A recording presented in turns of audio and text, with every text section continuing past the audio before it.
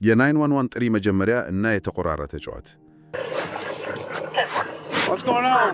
My husband, he went to go help me. My Jeep is stuck around the corner, and he's been shot in the head. Please,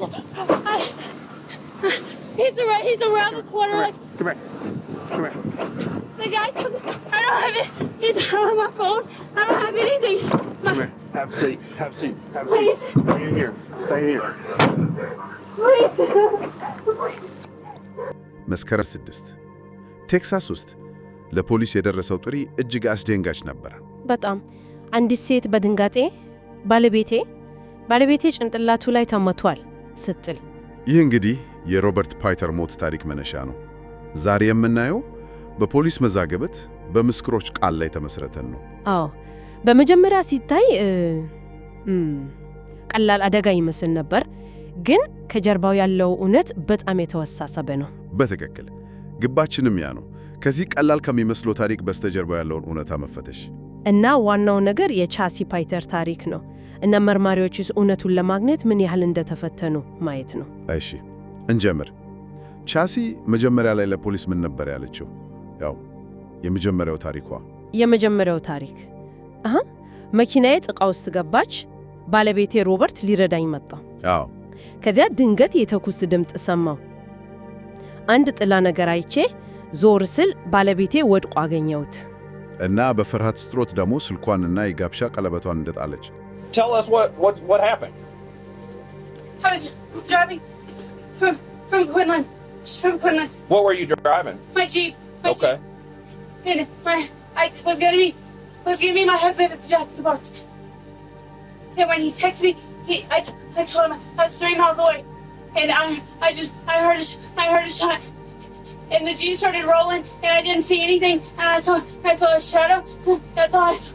I ran. I didn't know what else to do, and I dropped my phone. ያው በጣም ደንግጣ እንደሮጠች ነው የተናገረችው። ግን ለመርማሪዎች የታሪክ የሆነ ነገር አልተማማቸው አይደል?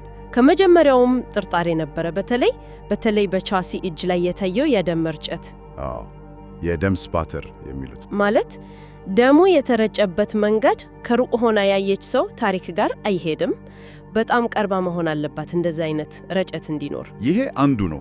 መኪናው እኮ 4x4 ባለ 4 ጎማ ተሽከርካሪ ነው። በቀላሉ መውጣት የሚችል ማለት። በጣም ጭቃው ያን ያህል ሊያስቸግር የሚችል አልነበረም አሉ። ይሄ ሁሉ የመርማሪዎቹን ጥርጣሬ እያጠናከረው መጣ። ከዚህ በኋላ ነው እንግዲህ ነገሩ ወደ ግል ህይወታቸው የገባው። We've been having problems, and he's contacted an attorney to get a divorce, and I was okay with that. We've been married 6 years, almost 7 years. የቻሲና የሮበርት የጋብቻ ሁኔታ መፈተሽ ጀመረ። አዎ ትዳራቸው ጥሩ ሁኔታ ላይ እንዳልነበረ ታወቀ። እንዲያውም ለ2 ዓመት ተኩል ተለያይተው ነበር እና በወቅቱ የፍቺ ሂደቱንም እንደገና ያሰቡበት የጀመረው እንደነበር ነው የተሰማው። እና ከዛ በተጨማሪ ቻሲ ከሌሎች ወንዶች ጋር የነበራት ግንኙነት ጉዳይም ወጣ። ልክ ነው። በተለይ ከ3 ሰዎች ጋር ማይክል ጋርዛ፣ ብራድ እና ሾን ከሚባሉ። እነዚህ ግንኙነቶች እንዴት ነው ከጉዳዩ ጋር የተገናኙት? የሚገርመው ቻሲ ለነዚህ ሰዎች ሮበርት እኮ አካላዊ ጥቃት ያደርስብኛል ትላቸው ነበር። He became real violent towards me. She told me on a couple of occasions that he,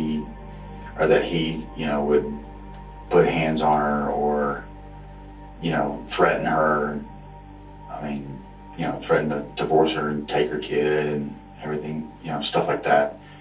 But, I mean, she basically painted him to be a monster. Well, she had said that a day or so before, he had grabbed her and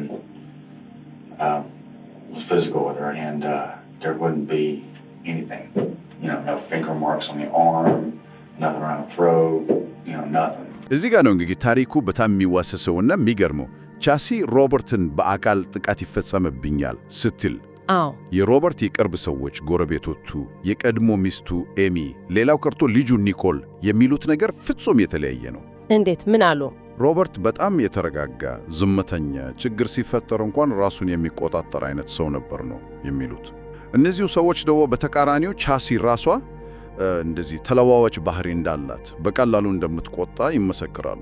ይሄ እኮ ትልቅ ጥያቄ ያስነሳ። ማንን ነው ማመን ያለብን? አንድ ሰው እንዴት ነው ለተለያዩ ሰዎች ሁለት ፍጹም የተለያየ ገጽታ ሊኖረው የሚችለው? በጣም ከባድ ጥያቄ ነው። እናም እንግዲህ ቻሲ ታሪኳን መቀያየር ጀመረች። ያው መጀመሪያ ማንም አላየሁም ነበር ያለችው። Obviously, they're close enough to shoot your husband. I didn't see anybody standing there. ከዛስ ቀስ በቀስ ምን አለች? ቀስ በቀስ ታሪኳ ተለዋወጠ። But you were on your... There was a man. There was a man? Yes, yes. Did you see what the man was wearing? No, his dark. No, my headlights were shining. He was wearing dark clothes. He wasn't as tall as you. በመጨረሻም አዎ ማይክል ጋርዛ በቦታው ነበር። እሱ ገፍቶ ጥሎኝ ነበር። ስልኬን ወስዶ የ911 ጥሪውን አቋርጦታል። እና ሮበርትን የገደለው እሱ ነው ብላ አመነች።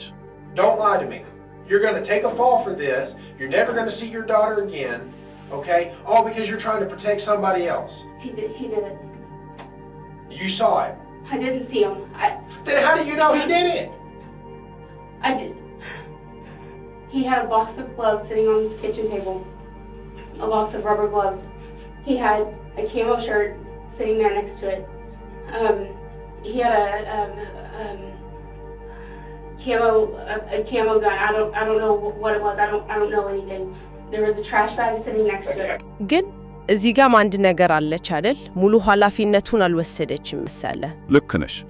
ራሷን ለማዳን ይመስላል ሮበርትን ሆም ብለው ወደ ቦታው እንዳመጣችው ብታምንም፣ ያመጣሁት ማይክል እንዲያስፈራራው እንጂ እንዲገድለው አልነበረም ነው ያለችው። እቅዴ መግደል አልነበረም አይነት ነገር ማለት ኃላፊነቷን ለማቅለል የምትሞክር ትመስላለች። ይህ ደግሞ ሌላ የታሪኳ ሽበፈን ነው ማለት ነው። በጣም እና በሌላ በኩል ደግሞ የተጠርጣሪዎቹ ታሪክ እርስ በርሱ ይጋጫል። ማይክል ጋርዛስ ምን አለ? ማይክል ጋርዛ ደግሞ ያው በቀጥታ ባይሆንም ቻሲ ናት ሁሉንም ነገር ያቀነባበረችው፣ እሷ ናት ወንጀል ውስጥ የከተተችኝ እያለ ነው የሚከሰው። እርስ በርስ መሆን እጃጀል ማለት ነው። ሌላኛውስ ብራድ የሚባለውስ? ብራድ ደግሞ ሌላ የሚገርም ነገር ነው ያለው።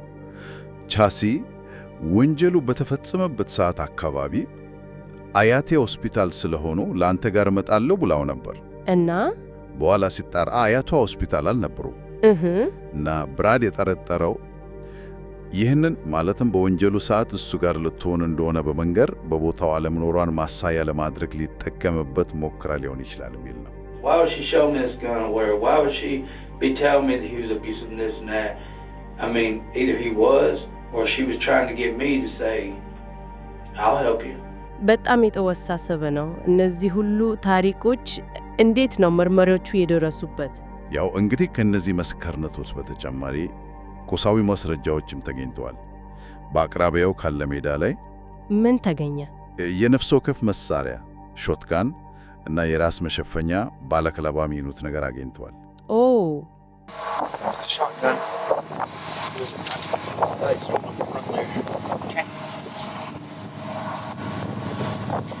እነዚህ ትልልቅ ማስረጃዎች ናቸው።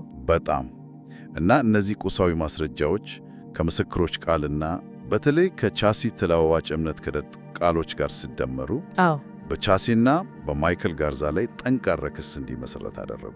ፍርዱስ ምን ተፈረደባቸው? ፍርዱም ከባድ ነበር። ቻሲ የዕድሜ ልክ እስራት ተፈረደባት።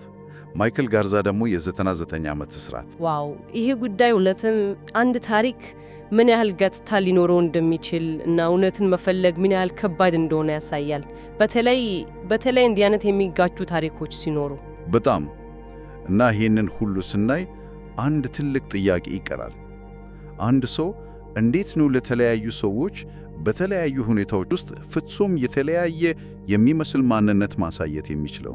እውነት ነው። ግግል ግንኙነቶች፣ ይሄ ክህደት፣ ይሄ ምስጢር እንዴት ተደማምሮ መጨረሻው እንዲህ አሰቃቂ ወንጀል ላይ ሊያደርስ ይችላል? ይሄ እንግዲህ አድማጮቻችንም ሊያስቡበት የሚገባ ነጥብ ነው። ለዛሬው የነበረን ጥልቅ ዳሰሳ ይህን ይመስል ነበር። Don't want you to tell me the truth. I'm telling you the truth. I don't know who pulled the trigger.